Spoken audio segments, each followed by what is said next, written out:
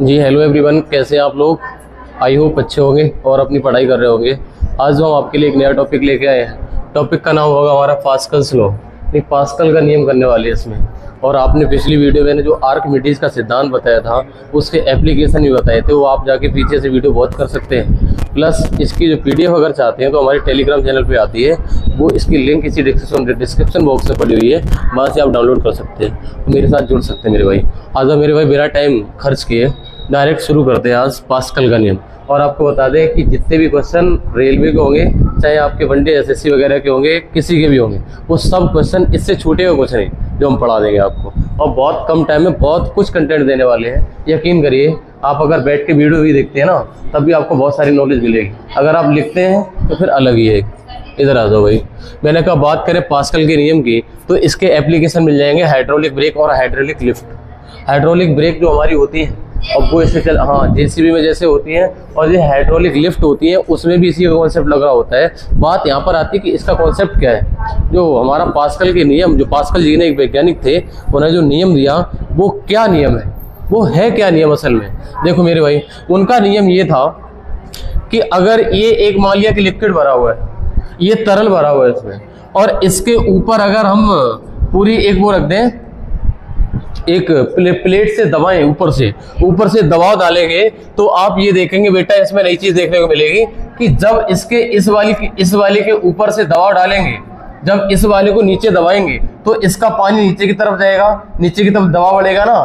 तो इनका कहना पास्कल जी का ये था, जितने कण नीचे की तरफ ये बढ़ेंगे, उतने ही नीचे वाले और बढ़ेंगे, उतने नीचे वाले और, मतलब एक दूसरे पर समान दबाव डालेंगे। ये कहना चाह रहे थे पास्कल जी। पास्कल जी का जो कहना था, जैसे हम अगर बात करें कि इसमें इसका एक बार कॉन्सेप्ट को पढ़ लिया जाए, क्या लिखा हुआ है। किसी द्रव के एक हिस्से पर लगाया गया दाब उस द्रव के प्रत्येक हिस्से पर समान रूप से संचरित होता है। कहने का मतलब, अगर तुमने दाब यहाँ पर लगाया, इसका मतलब नीचे भी लगेगा, नीचे तक जाएगा उसका दाब। मतलब पूरे के पूरे लिक्विड पे सभी पर बराबर प्रेशर पड़ता है, अगर हम दाब सिर्फ यहाँ पे डालते तब भी। ये कहना था इनका। जैसे इसका एग्जांपल एक और हो सकता है, जैसे तुमने देखा होगा कि एक पिचकारी होती है, होली के टाइम पे चलाई जाती है रंग वाली, और उसमें जो पानी भरा होता है, पीछे जो दबाव डालते हैं, वो दबाव पूरे के पूरे लिक्विड पे समान पड़ रहा होता है। ये कॉन्सेप्ट है इनका, कि जैसे मैंने यहाँ पर लिख के भी दिखाई है, पिचकारी है और पिचकारी बनाई है मैंने। और आपने जो डॉक्टर वाली जो निडल होती है, जब वो लगाते हैं सुई, तो उसमें भी जो पीछे से दाब लगाते हैं दवा भर के, वो भी कहीं ना कहीं हमारे पास्कल के नियम पे आधारित होती है। उसमें भी पूरे के पूरे जो दवा होती है, सब पर बराबर दबाव पड़ रहा होता है ना, ये वाली बात। खैर, इस वाली परिभाषा को बेटा दोबारा से पढ़ते हैं और यहाँ पर दोबारा से आते हैं। ये लिखा हुआ, किसी द्रव के एक हिस्से पर लगाया गया दाब उस द्रव के प्रत्येक हिस्से पर समान रूप से संचरित होता है, मतलब सभी पर बराबर अप्लाई होता है। बात समझ में आ गई है। अगर ये बात इनकी समझ में आ गई है, तो एक बात और समझिए, इनका जब कॉन्सेप्ट हाइड्रोलिक ब्रेक में लगता है, जब हाइड्रोलिक ब्रेक का क्या कॉन्सेप्ट होता है, आप देखते हैं, आप हल्के से ब्रेक दबाते हैं, मान लिया कि आपने 5 न्यूटन बल लगाया, लेकिन उधर पता चला 200 न्यूटन का फोर्स लगा जाके, इतना फोर्स अप्लाई होता है क्या? हाँ, ऐसा ही होता है हाइड्रोलिक प्रेस में। जैसे हम बात करें हाइड्रोलिक ब्रेक की बात कर रहे हैं, जो हमारा जो दाब होता है ना, दाब की बात हो रही है, दाब लगता है ना सभी जगह पे समान, तो दाब बराबर होता है बल बटे क्षेत्रफल। Pressure equal to force upon area, दाब बराबर बल बटे क्षेत्रफल होता है। और अगर मैं एक हाइड्रोलिक ब्रेक की बात कर ले इसमें यार, तो आप ये कहोगे कि ये हमारी, मान लिया यहाँ पर तुम्हारा पैर रखा हुआ है, जहां पर हमारा पेन चल रहा है, एक बार देखना कि यहाँ पर हमारा पैर रखा हुआ है, यहाँ पर मैंने इस हाइड्रोलिक प्रेस को दबाया, यहाँ से दबाने में मान लिया ये वाला एरिया कवर हो रहा था, इसको दबाया और इसके अंदर लिक्विड भरा हुआ है, और ये पता चला यहाँ पर आपका टायर लगा हुआ है, ऐसे करके घूम रहा है, इसके ब्रेक शू है, और ब्रेक शू पर जो मान लिया आपकी गाड़ी चल रही होगी, उस पर बहुत सारा बल लगाने पे रुकेगा ब्रेक, ये क्या नाम, टायर। और यहाँ पर इतने में लगाया, और यहाँ पर ये वाला लगा दिया, जो वहां पे ब्रेक शू को दबाएगा, टायर को रोकेगा। जो इधर से प्रेशर गया, आपने हल्का सा लगाया, वो इतने पर लगेगा जाके ना, वो इस टायर को रोक देगा। जब इधर से प्रेशर डालोगे, ये सब इधर को भागेंगे, जो लिक्विड होगा वो इधर की तरफ दबाव डालेगा, और इस पर दबाव इससे कई गुना ज्यादा पड़ता है जाके। ये हाइड्रोलिक ब्रेक का उदाहरण बता रहे हैं, और इस ब्रेक को उदाहरण को एक और तरीके से समझा जा सकता है। देखो मेरे भाई, कैसे आप बड़े आराम से समझ पाओगे। हमने कहा, ये बताओ, हमने कहा मान लिया यहाँ पर दाब आपने लगाया P1, तो दाब कुछ यहाँ पर लगेगा जाके, मान लिया कि यहाँ पर तुमने पैर से लगाया P1 और टायर के पास लगा जाके P2 दाब। मैंने कहा कौन सा ज्यादा होगा, बड़ा होगा, छोटा होगा, बराबर लगेगा, मतलब जितना आपने यहाँ पर लगाया उतना यहाँ पर लगेगा जाके। मैंने कहा देखो, मैंने कहा इसका लगेगा, यहाँ पर फोर्स लगा F1 और एरिया था A1, और यहाँ पर जो फोर्स लगा जाके वो कुछ और लगेगा जाके बल, जो इधर से दबाव जाएगा वो और कुछ बल लगेगा यहाँ पे, और एरिया कुछ यहाँ पर बड़ा है। मान लिया यहाँ पर, मान लिया कि ये हमारा 5 सेंटीमीटर स्क्वायर, ये 100 सेंटीमीटर स्क्वायर मान लिया ये 5 सेंटीमीटर स्क्वायर का है, ये 100 सेंटीमीटर स्क्वायर का एरिया है, मतलब 5 वाले पे लगाया और 100 वाले पे लगा जाके प्रेशर। अब देखो मेरे भाई, मैंने कहा मान लिया मैंने यहाँ से 100 न्यूटन का बल लगाया, पैर से 100 न्यूटन की ब्रेक दबा दी, और मान लिया इसका एरिया था 5 सेंटीमीटर स्क्वायर मान लिया।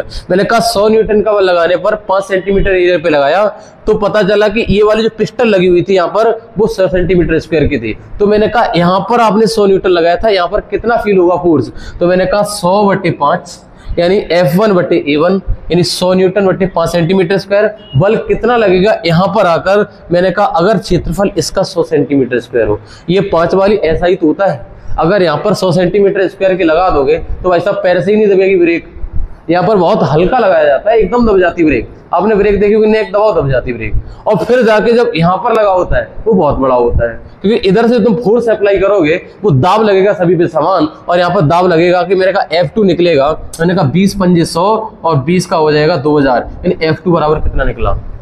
कहने का मतलब तुमने यहाँ पर 100 न्यूटन का फोर्स लगाने पर जो पिस्टल के पास, जो टायर के पास लगा जाके फोर्स, वो कितने न्यूटन के बराबर लगा जाके 2000 न्यूटन के बराबर लगा जाके। यही तो पास्कल जी कह के गए थे कि अर्थात 20 गुना बल लगा जाकर, और लगाया था 100, मतलब कितना अंतर होता है। अगर तुम यहाँ से 1000 न्यूटन बल लगा पाओगे पैर से, नहीं लगेगा भाई। जब ड्राइवर चला रहा होता तो हल्की सी प्रेस दबाता है, नेक पैर ऐसे करता है और लगता जाके कितना जाके, बताओ अंदर समझ पा रहे हो।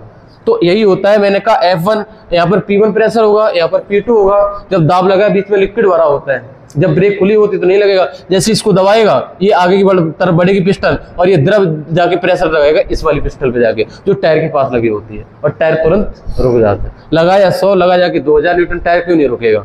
और भाई साहब तुम पकड़ लो जाके डायरेक्ट टायर रोक लोगे, नहीं, तुम खुद दब जाओगे उसमें। किसी ट्रक का टायर मोड़ लो, जो ब्रेक होती है उसमें एक कॉन्सेप्ट होता है, उसमें लिक्विड भरा होता है, जहाँ ड्राइवर की पैर के पास ब्रेक होती है उस लिक्विड को हल्का दबाता है, वो पूरा प्रेशर बहुत ज्यादा लगता है जाके वहां पे। हाँ, और क्या।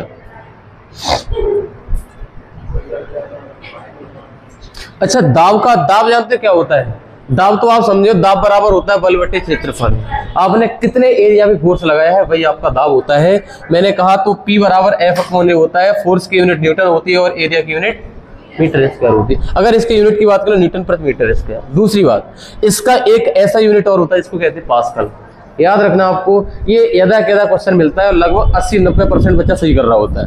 अगर दाब का यूनिट मुझे सब बता देंगे यार। हाँ, और इसका एक होता है न्यूटन प्रति मीटर स्क्वायर। विशेष बात ये रखनी है याद कि आपको परीक्षा में प्रश्न कभी गलत नहीं करना जहाँ पे 60-70% जनता सही कर रही है। अगर 60-70% का सही हो रहा है वो वाला तो सही करके आना वहाँ पे। कठिन वाले की बात है, यही कॉम्पिटिशन है वर्तमान में। ये वाला तुम अंदाजा टेस्ट की बहुत अच्छा लग जाता है कि उसमें परसेंटेज वैल्यू दिखाता है। अगर पता चला 60% का सही, वो वाला तुम्हारा गलत जा रहा है, या तो सिली मिस्टेक हुई है या तुमसे हुआ नहीं तो क्यों नहीं हुआ, वो वाली तैयार करो। ऐसे तैयारी करो, थोड़ा जरूर हेल्प मिलेगी आपको। यही तो क्वेश्चन आपको बढ़ाते हैं वहाँ पे, एक कठिन कर गए और सरल वाला गलत कर गए, कोई फायदा नहीं उससे। इधर आ जाओ, मैंने कहा इधर आ जाओ। मैंने कहा कि P बराबर F/A होता है, P बराबर F/A होता है। मैंने कहा ये बताओ दाब कब ज्यादा फील होगा। मैंने कहा कि एक सुई है, इधर देखो, मैंने कहा एरिया जितना कम होगा दाब उतना ही ज्यादा लगेगा। जो आपकी सुई होती है नुक, वो कितना एरिया घेरती है, बहुत कम, उसका एरिया इतना कम होता है कि उस पर दाब इतना ज्यादा, नेक दबाव घुसती है अंदर, यही तो होता है। अगर वहीं पर भाई साहब इतनी मोटी कर दो सुई, इतनी मोटी और तुम्हारे यहां पर लाओ, तो भाई साहब आपको दाब, अगर एरिया बढ़ा दोगे तो दाब भाई साहब कैसा हो जाएगा, कम हो जाएगा, दाब कम लगेगा, प्रेशर कम से कम फील होगा। समझ पा रहे मेरी बात। मैंने कहा अगर आप एरिया को बढ़ाओगे तो दाब कम हो जाएगा। फॉर एग्जाम्पल,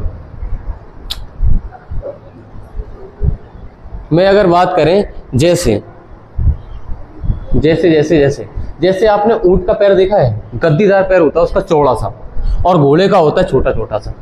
इस उदाहरण को समझना। मैंने कहा ये बताओ, जब एक ऊंट अपने पैर से धरती पे लगा रहा होगा तो उसका एरिया ज्यादा कवर करता है और इसका एरिया करता है कम। चलने में किसको सहायता ज्यादा होगी? मैंने कहा प्रेशर बराबर फोर्स अपॉन एरिया। मैंने कहा बराबर फोर्स लगा रहे दोनों, घोड़ा भी उतना ही बल लगा रहा है, उतना ही लगा रहा है ऊंट। मैंने कहा इसका एरिया ज्यादा होता है, इसका एरिया ज्यादा लगता है तो दाब कम, और इसका एरिया कम होता है तो दाब ज्यादा लगा। प्रेशर ज्यादा लगता है, कहने का मतलब एक रेतीले मैदान में ऊंट को चलने में हेल्प होती है, जबकि घोड़ा को चलने में बहुत प्रेशर पड़ता है, दाब ज्यादा लगता है उसका, क्योंकि उसके पैर नीचे चले जाते हैं। अच्छा, एक चीज को और समझो, जैसे काटना, चीरना, फाड़ना, काटोगे, चीरोगे, फाड़ोगे, उसके लिए प्रेशर कैसा चाहिए? ज्यादा। हाँ, एरिया कम चाहिए ना, कम घेरेगा ना एरिया। अगर सुई को चुभोना है तो उसका एरिया जितना कम होगा उतना ज्यादा प्रेशर लग जाएगा। नेक दावा लगाओ, काम हो गया। जैसे अगर हम बात करें, अगर हम ब्लंटनेस की बात करें, कुंदता, कुंदता जितनी ज्यादा होगी दाब उतना ही कम लगेगा। कुंदता होती है, जैसे आपने ये देखा है, ये वाली मैंने कहा ये वाली कुल्हाड़ी है और ये बहुत मोटी है धार इसकी, ये इसकी धार बहुत मोटी है। जब मोटी धार होगी तो इसका एरिया, मतलब इतनी मोटी धार है, उसका एरिया ज्यादा होगा। उसका एरिया ज्यादा होगा तो प्रेशर कैसा लगेगा? धारदार हथियार का प्रेशर कैसा होता है? हाँ, ये लिखा हुआ है। जो ये तो हम शार्पनेस का पढ़ गए। ब्लंटनेस की बात है, कुंदता की बात करें, एरिया ज्यादा होने की वजह से दाब कम लग पाता है। दाब कम लगता है मतलब मोथरा मान लो, अपनी भाषा में मोथरा। जो चाकू मान लो, जो हमने ब्लंटनेस बताया ना, कुंदता, कुंदता का मतलब मोथरा चाकू। कैसा? मोथरा। अरे इस दूसरी भाषा में कहे तो पैना नहीं है, शार्पनेस नहीं है उसमें, मोटा है। तो मोटा है तो इसका मतलब उसका एरिया ज्यादा है ना, उसका बेटा एरिया अगर ज्यादा होगा तो प्रेशर होगा कम, उसका दाव कम लगेगा। और जब हम सुई को चुभोते हैं तो उसका एरिया होता है कम, प्रेशर होता है तो चुभ जाती है। चीरने फाड़ने के लिए हमने कहा एरिया कैसा होना चाहिए? चीरने फाड़ने के लिए मेरे भाई एरिया होना चाहिए कम। हमने कहा चीरोगे फाड़ोगे तो भाई साहब एरिया लगता है कम। जो एरिया लग रहा होता है, जब कोई तलवार होती है, बहुत पैनी तलवार है, उसका मतलब एरिया बहुत पतला, बहुत पतले में जाएगी तो उसका एरिया कम होगा तो उसका प्रेशर होगा। ने कैसे करो आदमी अलग। और बहुत मोटा है, बहुत मोटा है, उसका एरिया है ज्यादा, उसका एरिया ज्यादा है तो प्रेशर लगेगा उस पर कम। पता है इतनी मोटी तलवार है, तुम कहो काट दे, जैसे कट जाएगा? नहीं कटेगा, क्योंकि प्रेशर ही कम लगेगा। ये बात हो रही है। प्रेशर और एरिया के ऊपर बात हो गई है। कहने का मतलब आप इस फॉर्मूले से निकाल सकते हैं, pressure is equal to force upon area, से बहुत कुछ सॉल्व हो जाएगा। एरिया कम से कम होगा उतना ही प्रेशर ज्यादा से ज्यादा लग पाएगा। ये सच्चा सबसे बढ़िया उदाहरण इंडियन। सुई चुबो दो, एरिया कम से कम, प्रेशर एकदम ज्यादा लग जाता है ना। अच्छा, इधर आ जाओ।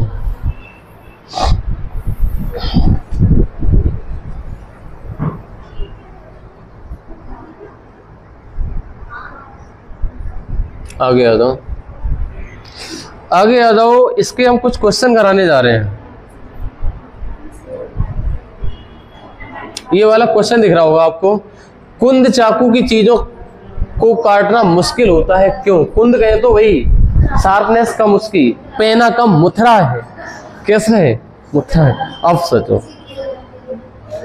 चीजों को काट नहीं पाते, काटना मुश्किल क्यों होता है, ये पूछ रहे हैं।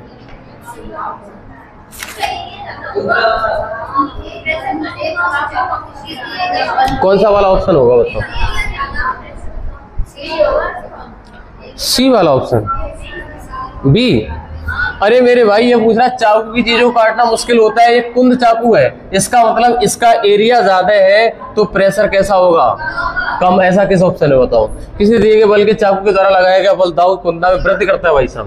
वृद्धि कहाँ करता है? दाव कहाँ बढ़ाता है? अगर एरिया बढ़ाओगे तो दाव कम होता है भाई साहब, ये कहते हैं वृद्धि करता है, पहला गलत है। दूसरा, एक तेज धार चाकू द्वारा लगाए गए बल दबाव में कमी करता है। एक तेज धार एक तेजधार चाकू के द्वारा लगाए गए दबाव को करती है। एक कुंद चाकू किसी दिए गए बल के दबाव को कम करता है। इसका आंसर ऑप्शन नंबर सी वाला सही हो जाएगा। कौन सा? ऑप्शन नंबर सी वाला सही होगा। एक कुंद चाकू किसी के द्वारा लगाए गए बल के दबाव को कम करता है। कहने का मतलब कुंद मोटा होगा चाकू तो इसका एरिया होगा ज्यादा तो प्रेशर हो जाता है इसका। तो सी वाला ऑप्शन लगाओ ना, बी वाला क्यों लगा रहे? चलो कोई नहीं, अगले पे आ जाओ। अगले पे कुछ चीजें और समझाने वाले हैं हम आपको। कुछ चीजें प्रैक्टिकली मिलेंगी आपको, बहुत मजा आने वाला है इस वाले चैप्टर में। देखो यहां पर देखो, द्रव के द्वारा लगाया गया बल। मैंने कहा द्रव के द्वारा लगाया गया pressure applied by a fluid. द्रव के द्वारा लगाया गया बल, pressure applied by a fluid. द्रव के द्वारा लगाया गया दाब। दाब होना चाहिए यहाँ पे, काटना एक बार सही करना, यहाँ पर दाब होगा। द्रव के द्वारा लगाया गया दाब। मैंने कहा मान लिया ये वाटर है, जो आपको दिखाई दे रहा बेटा, ये वाला एक पानी भरा हुआ है। क्या भरा हुआ है? पानी भरा हुआ है। अच्छा ये वाला पानी भरा हुआ है, अगर बेटा इसमें एक पॉइंट हम यहाँ पर ले लें और एक पॉइंट यहाँ पर ले लें, ये वाला कोई पॉइंट ए है और ये वाला कोई पॉइंट बी है, बताओ किस पर दबाव ज्यादा लगेगा पानी का? ए पर कि बी पर? मैंने कहा यहाँ पर जो सबसे गहराई में होगा ना उस पर दबाव ज्यादा लग रहा होगा, जो थोड़ा ऊपर होगा उस पर दबाव कम लग रहा होगा। और देखो मेरे भाई, इसका फॉर्मूला क्या होता है? इसका फॉर्मूला होता है दाब बराबर H D G. H D G का मतलब है जहां एच है वो द्रव की ऊंचाई है, अगर ये वाली ऊंचाई ज्यादा है इससे तो मेरे भाई ऑब्वियस सी बात है ये वाली ऊंचाई ज्यादा है तो इस पर दाब बी वाले पॉइंट पर ज्यादा लग रहा होगा। मैंने लिखा P V is greater than P, दाब ज्यादा लगेगा नीचे ये वाला पॉइंट। अच्छा एक पॉइंट को और देखना, जो डी है वो हमारे द्रव का घनत्व है और जी है गुरुत्वीय त्वरण है। इसका मतलब द्रव के द्वारा लगाया गया दाब तीन चीजों पे डिपेंड करता है। एक तो कोई पॉइंट कितनी गहराई में है, यानी लंबाई कितनी, ऊंचाई कितनी है, और उस पानी का घनत्व कैसा है, कितना है, और प्लस गुरुत्वीय त्वरण पे डिपेंड करता है। ये बात समझ में आ गई? कहने का मतलब ये वाला फॉर्मूला याद आना चाहिए कि P बराबर एच डी जी, यानी हमारा होता है दाब बराबर ऊंचाई, घनत्व और गुरुत्वीय त्वरण का गुणनफल, एच डी जी। बड़े नए नए फॉर्मूले आपको आ रहे हैं, नए नए फॉर्मूले याद करने पड़ रहे हैं, है ना। इधर आ जाओ, आपके सामने एक प्रैक्टिकली एक क्वेश्चन पूछने जा रहे हैं हम। प्रश्न ये है कि तीन बर्तन है और तीनों में समान आयतन, मान लिया 1 लीटर 1 लीटर और 1 लीटर। ये कुछ ऐसा बना हुआ है, ये कुछ ऐसा है और ये कुछ ऐसा है।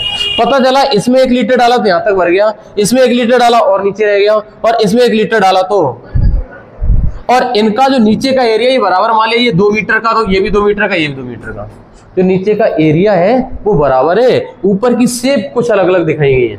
मैंने कहा ये बताओ किस पर दाब ज्यादा लग रहा होगा, किसकी तली पर दाब ज्यादा होगा है? हम पूछ रहे हैं। मैंने कहा आपको फॉर्मूला थोड़ी देर पहले बेटा पढ़ाया था, P बराबर एच डी जी।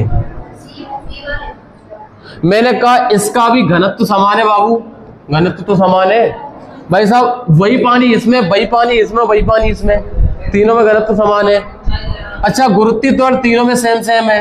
अच्छा इसका मतलब जो डिपेंड करेगा हमारा प्रेशर वो किस पे करेगा, इसका मतलब प्रेशर किस पे ज्यादा लग रहा होगा, सी वाले में लग रहा होगा ज्यादा ना, तो इसका मतलब यहाँ पर दाब सबसे ज्यादा फील होगा, यहाँ पर थोड़ा कम और यहाँ पर उससे भी। अरे भाई वही बर्तन है 1 लीटर और ये फैला दिया तो नीचे आ जाएगा इसका सरफेस, नीचे वाला बराबर है ये वाला एरिया, ये ए और ये ए। समझ पा रहे मेरी बात को? अब जब हम इसमें डालेंगे 1 लीटर पानी तो थोड़ा नीचे आ जाएगा ना, ये फैला हुआ है, और इसको मैंने नीचे से ऐसा कर दिया तो ये ऊपर निकल जाएगा, इससे ऊपर चला जाएगा क्योंकि ऊपर से पतला होता जा रहा है, ये शायद पूरा भर जाएगा। तो जिसमें ऊंचाई ज्यादा होगी उसमें दाब ज्यादा लग रहा होगा। सेकंड नंबर पे ऊंचाई है तो इससे कम दाब इसमें, और सबसे कम इस वाले में। अच्छा तुम ये वाला फील भी कर सकते हो, जैसे कि एक तुम्हारे घर पे कोई इस प्रकार का कोई टब हो जो बहुत लंबा लंबा हो, उसमें हाथ नीचे डालना आपको प्रेशर लगेगा, दबाव फील होगा, सबसे नीचे हाथ पहुंचाना आपको दाब लगेगा, और एक आप खुले किसी टब में, खुले हुए टब में डालना तो आपको कम प्रेशर फील होगा। और उतना ही पानी हो, सेम पानी, अगर उसमें 20 लीटर है तो उसमें 20 लीटर, तो आपको लगेगा जिसमें लंबाई में पानी होगा ना उसमें दाब ज्यादा लग रहा होगा। मान लीजिए यहाँ पे 5 पास्कल, तो यहाँ पे 4 पास्कल, तो यहाँ पे 3 पास्कल। तो हम बात करें तो P3, P2 और P1 में जो अगर रिलेशन देखें तो P3 ज्यादा होगा P2 से और P2 ज्यादा होगा, मतलब P3 यही तो है, यहाँ पर दाब सबसे ज्यादा लग रहा होगा। मतलब बराबर बराबर पानी ले ले, बराबर बराबर पानी ले ले 3 बर्तन में, तो सबसे ज्यादा दाब वहां पे लग रहा होगा जहां पर ये हाइट ज्यादा होगा। बात समझ में आ रही है? अच्छा थोड़े से और आगे चलो, अभी इसको खत्म करने वाले थोड़ी देर में।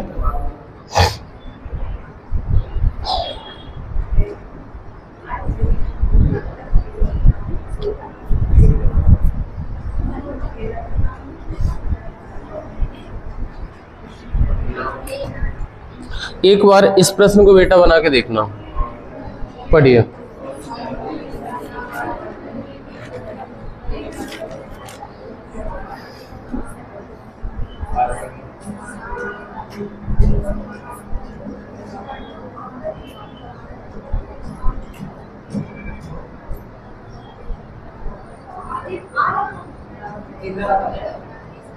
कौन सा?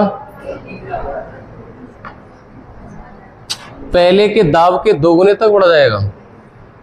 कहने का मतलब कोई नियमित बेलनाकार बर्तन के एक तरल निश्चित ऊंचाई तक रखा है। कहने का मतलब बेटा ऐसा है कुछ, ये वाला इसमें तरल रखा हुआ है और इसमें निश्चित ऊंचाई तक ऐसे रखा हुआ है,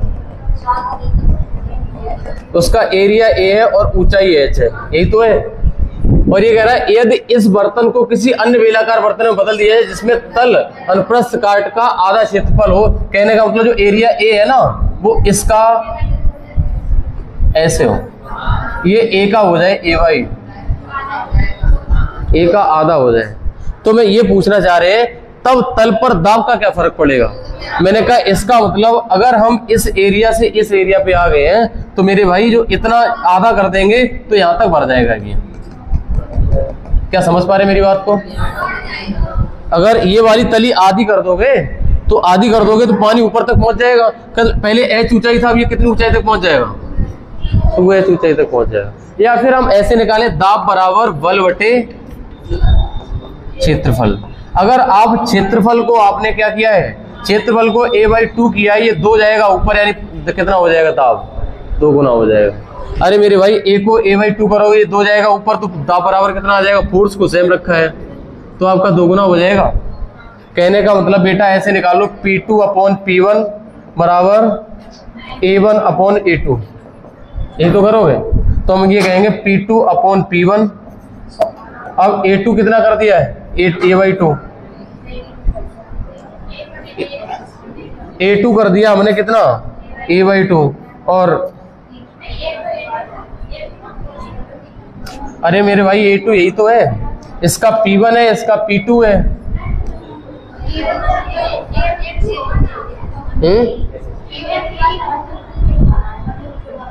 ओ सॉरी A1, हाँ A1 बराबर A है और A2 बराबर A/2 है, तो ये A से A कट जाएगा, ऊपर जाएगा, तो P2/P1 बराबर हो जाएगा 2/1, तो P2 बराबर हो जाएगा 2 टाइम्स ऑफ P1, जो कि हमारा कौन सा ऑप्शन है? सी वाला ऑप्शन। वैसे भी ये वाला ना करते तब भी हमें अंदाजा लग रहा है, अगर एरिया आधा किया तो 2H ऊंचाई हो जाएगा, तो ये 2 गुना तो हो जाएगा प्रेशर। अगर ऊंचाई 2 गुना हो गई है तो प्रेशर यहाँ पे कितना फील होगा? 2 गुना। सही है? समझ में आ रहा है? एकदम क्लियर। अगला क्लियर है तो ये वाला बता दो फिर।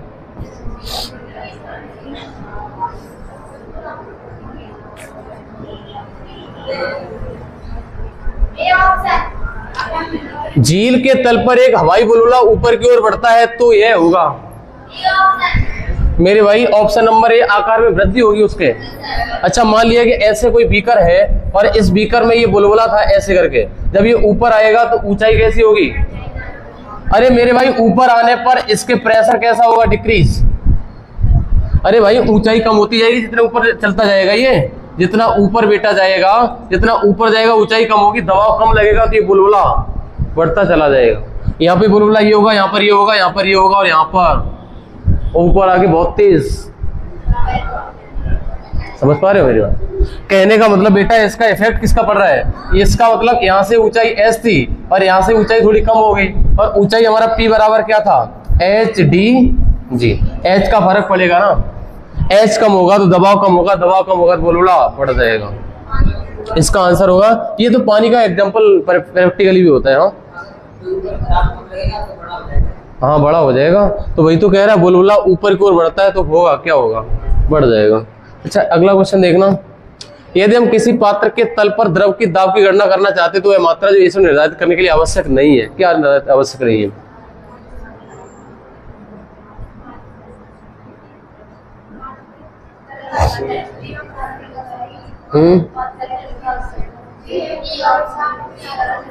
क्या होगा बेटा? बी वाला ऑप्शन। यदि हम पात्र के तल के दाब की गणना करना चाहते हैं तो दाब बराबर होता है एच डी जी।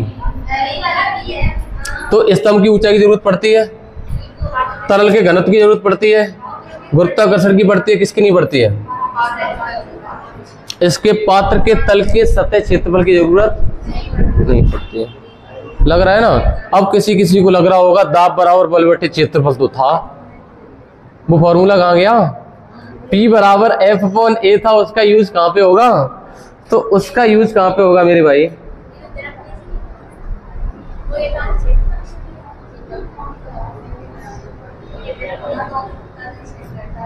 हम बताएं, ये कह क्या रहा है? ये कह ये रहा है बेटा,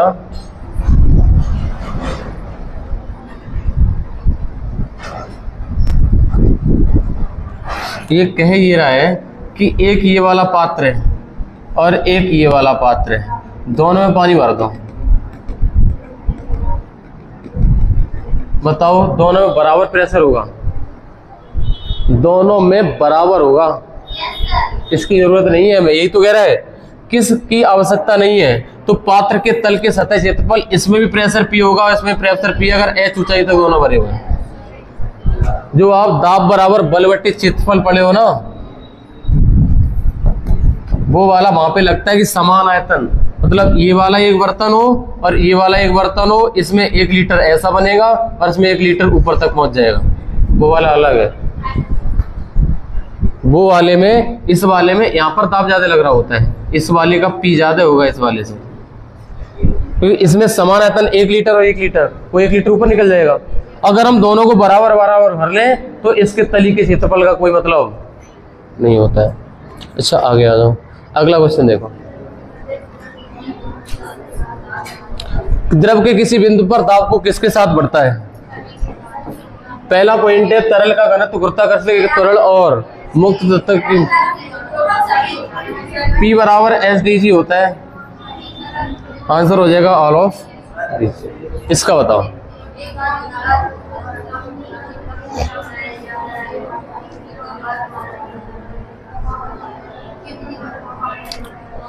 एक बांध की दीवार को ऊपर की तुलना में नीचे की तरफ मोटा बनाया जाता है मेरे भाई। बांध देखा है तुमने? ये बताओ, बांध देखा है कि नहीं?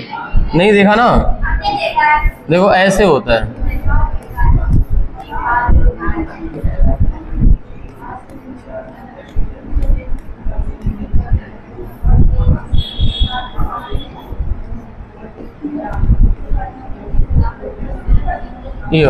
ये वाला बांध होता है ना, ऊपर से नीचे की तरफ जाओगे दीवार मोटी होती है, क्योंकि नीचे जाने पर भाई साहब प्रेशर,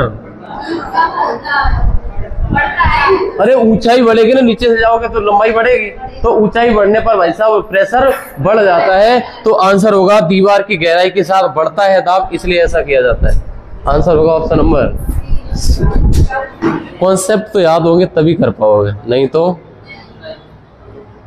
अगला देखो, अगला करके दिखाओ। ऑटोमोबाइल में प्रयुक्त हाइड्रोलिक ब्रेक प्रत्यक्ष उदाहरण प्रयोग है।